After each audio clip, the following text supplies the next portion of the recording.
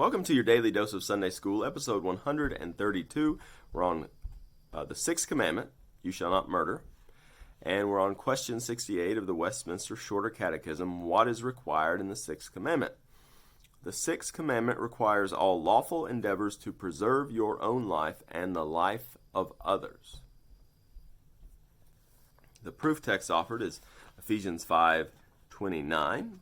For no one ever hated his own flesh, but nourishes and cherishes it, just as Christ does the church. That's in the context of marriage, but you see Paul presents a universal rule that people take care of themselves. And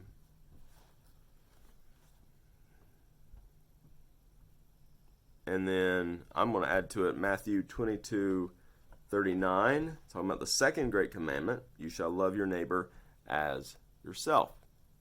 That's also in Leviticus 19. So, Paul presents this as a universal rule. It almost goes without saying that we ought to, as the Catechism says, endeavor to preserve our own life.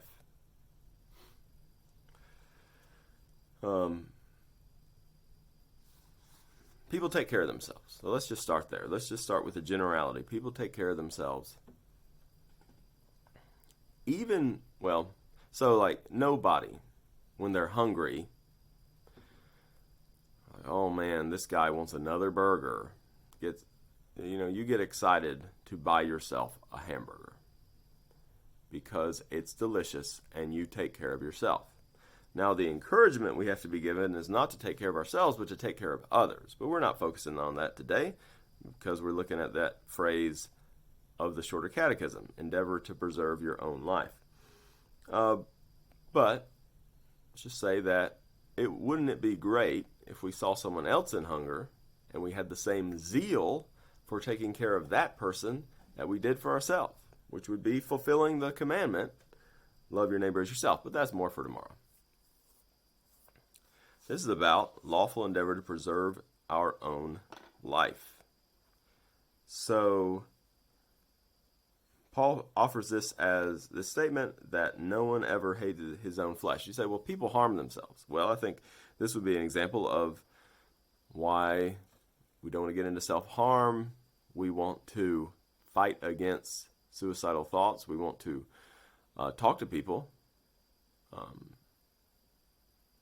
Have people that we can share those feelings with, and because often people have those thoughts. I think you could classify them. I would classify them as temptations, but they have those thoughts. They're going through distress, and the temptation is not to actually hate themselves. The temptation is to think that there's an easier path out of whatever situation they're in.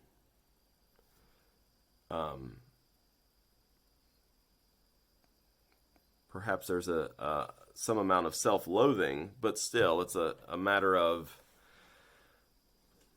life is awful, and this seems like the best option for me. So, that should be regarded as a temptation, and certain cases there's people may need medicine to deal with that, but the majority of the answer for most people is going to be knowing that people care about them and having people who will listen to them.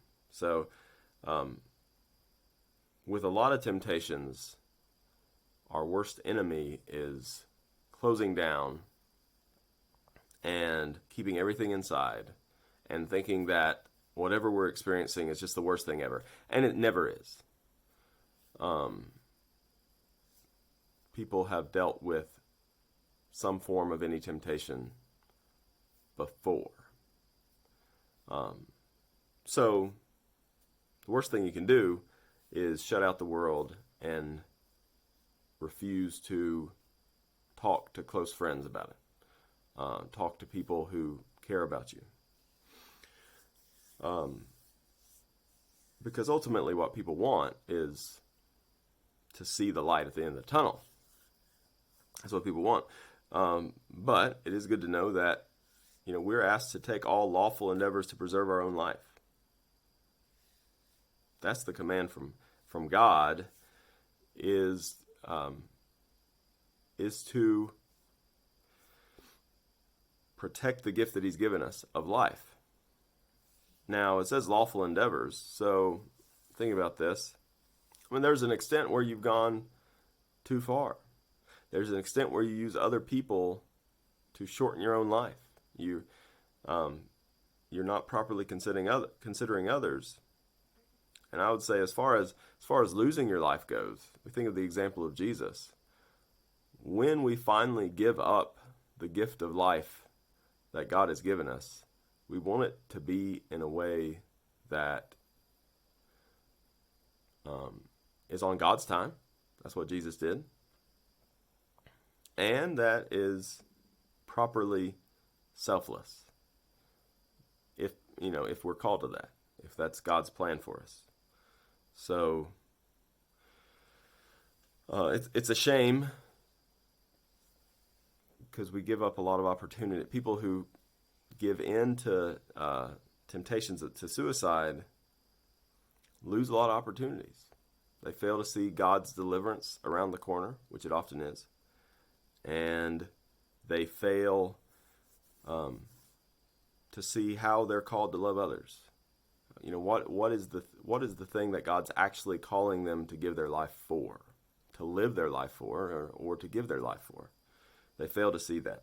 I think about Andrew Clavin in his biography talking about sitting before he became a Christian. It was just around the corner from when he became a Christian, and thinking about committing suicide. Meanwhile, his wife and his kids are in the next room, and it just seemed like there was no way out for him. And he failed to see, he did not realize that God's deliverance was just around the corner. And that's how it often is. You can't see what's ahead of you.